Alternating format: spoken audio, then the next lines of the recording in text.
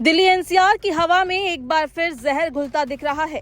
बदलते मौसम के साथ जैसे ही ठंड ने दस्तक दी है, राजधानी की हवा में प्रदूषण का स्तर भी तेजी से बढ़ गया है। मंगलवार को दिल्ली का वायु गुणवत्ता सूचकांक 211 तक पहुंच गया, जो कि खराब श्रेणी में आता है।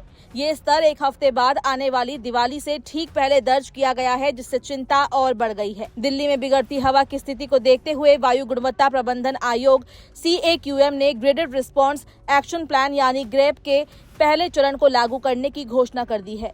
ग्रेप एक चरणबद्ध योजना है, जिसे वायु प्रदूषण के बढ़ते स्तर को नियंत्रित करने के लिए तैयार किया गया है। ग्रेप 1 तब लागू किया जाता है जब AQI 200 से ऊपर पहुंचता है। अब जब ग्रेप 1 लागू हो चुका है तो कई पाबंदियां प्रभावी हो गई है। आइए जानते हैं कि ये कौन कौन से नियम हैं और आम जनता को इससे किस प्रकार प्रभावित होना पड़ेगा। ग्रेप 1 के तहत सबसे पहले निर्माण स्थलों पर धूल नियंत्रण के उपाय करना अनिवार्य हो गया है।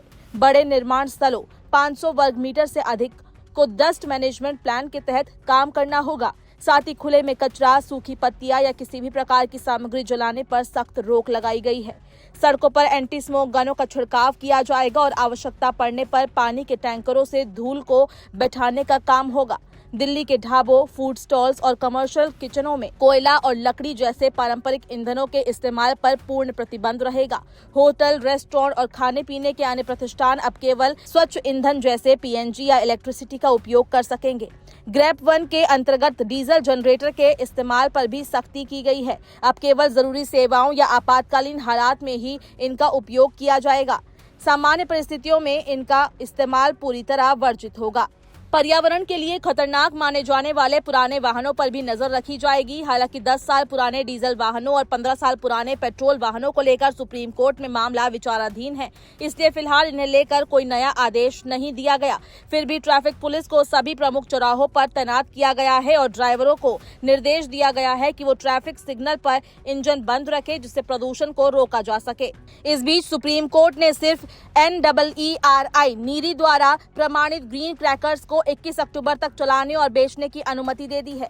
कोर्ट ने स्पष्ट किया है कि अन्य प्रकार के पटाखों पर प्रतिबंध जारी रहेगा और अगर नियमों का उल्लंघन हुआ तो निर्माताओं और विक्रेताओं पर सख्त कार्रवाई होगी। दिल्ली में पिछली बार 11 जुलाई को वायु गुणवत्ता खराब दर्ज की गई थी। मॉनसून के दौरान बारिश ने थोड़ी राहत दी थी, लेकिन अब जैसे जैसे सर्दी बढ़ रही है, हवा में धूल, धुआं और प्रदूषणों की मात्रा बढ़ती जा रही है।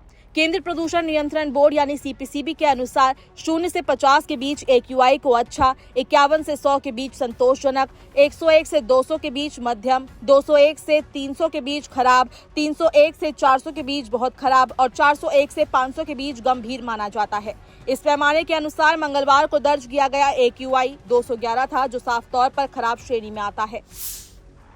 वायु गुणवत्ता प्रबंधन आयोग के एक अधिकारी के अनुसार जिन मुद्दों पर राज्य सरकारों की सहमति नहीं है और कोर्ट में याचिकाएं लंबित है, उन्हें फिलहाल ग्रेप 1 के मौजूदा आदेश में शामिल नहीं किया गया है, यानी अब कोर्ट के फैसले के बाद ही अगला कदम उठाया जाएगा।